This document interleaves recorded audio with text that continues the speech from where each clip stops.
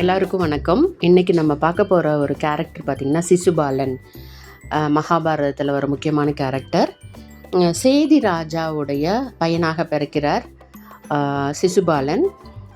இந்த சிசுபாலனோட அம்மா யாருன்னு பார்த்திங்கன்னா நம்ம கிருஷ்ண பரமாத்மாவும் பலராமருடைய சொந்த அப்பாவினுடைய தங்கச்சி பையனாக தான் இந்த சிசுபாலன் பிறக்கிறார். இந்த குழந்தை பிறந்த உடனே பார்த்திங்கன்னா ஒரு அதிசயமான ஒரு உருவத்தில் பிறக்கிறார். 3 கண்ணு 4 கையோடு பிறக்கிறார். பிறந்த உடனே எல்லாருக்கும் ஒரு மாதிரி கவலையாகுது, வித்தியாசமாக இருக்கே குழந்தை அப்படின்ட்டு. அப்போது ஒரு அசரீரி கேட்குது.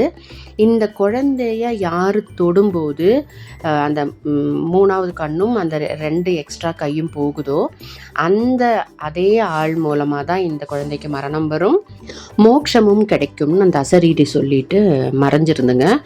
அப்போது அதே டைமில் கிருஷ்ண பரமாத்மாவும் பலராமரும் அந்த குழந்தையை பார்க்கறக்கு வராங்க. அப்போது இந்த கிருஷ்ண பரமாத்மா குழந்தையை தொட்ட உடனே அந்த 3வது கண்ணும் அந்த எக்ஸ்ட்ரா இருக்க 2 கையும் போயிடுது. அவங்க அம்மாவுக்கு ரொம்ப சந்தோஷமாகுது.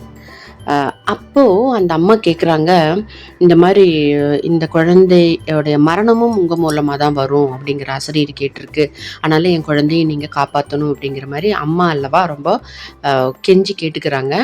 அப்போது கிருஷ்ண பரமாத்மா என்ன சொல்கிறார், நான் 100 தடவை என்னை அவன் கேவலமாக திட்டினாலோ என்ன பண்ணாலும் நான் 100 தடவை நான் பொறுத்துக்குவேன்.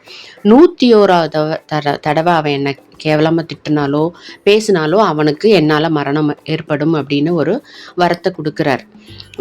குழந்தைக்கு ஒன்றும் தெரியாது, குழந்தையோட அம்மாவுக்கு இந்த விஷயம்லாம் தெரியுது. அப்போ என்ன ஆகுது, குழந்தைய நல்லா வளர்றாங்க. அந்த ராஜாக்கான எல்லா விதமான கலைகளும் கற்றுக்கிறார். இதெல்லாம் முடிஞ்சு அப்புறம் இந்த ராஜசூய யாகம் பண்ணுறார் நம்மளுடைய யுதிஷ்டிரர். ராஜசூய யாகத்தில் கிடைக்கிற அந்த ஹவிஸ் இருக்கு இல்லைங்களா, அதை கிருஷ்ண பரமாத்மா கொடுக்கணும் அப்படின்ட்டு அவர் சொல்கிறார். எல்லாருக்கும் ஓகே ஆகுது. ஆனால் சிசுபாலன் மட்டும் சொல்கிறார், கிருஷ்ண பரமாத்மா கொடுக்கக்கூடாதுன்னு அவர் ஒருத்தர் மட்டும் எதிர்க்கிறார். கிருஷ்ண பரமாத்மாவை அப்படியே கேவலமாக திட்டிக்கிட்டே இருக்கிறார். அவர் கவுண்ட் பண்ணிகிட்டே இருக்கிறார். 100 தடவை அவர் தன்னை கேவலமாக திட்டுற வரைக்கும் பொறுமையாக இருந்துட்டு 101வது தடவை அவரை திட்டும்போது சிசுபாலனை தன்னுடைய அந்த சுதர்சன சக்கரத்தால் தலை சேதம் பண்ணுறார். சுதர்சன சக்கரத்தாலேயே சிசுபாலன் இறந்துடுறார்.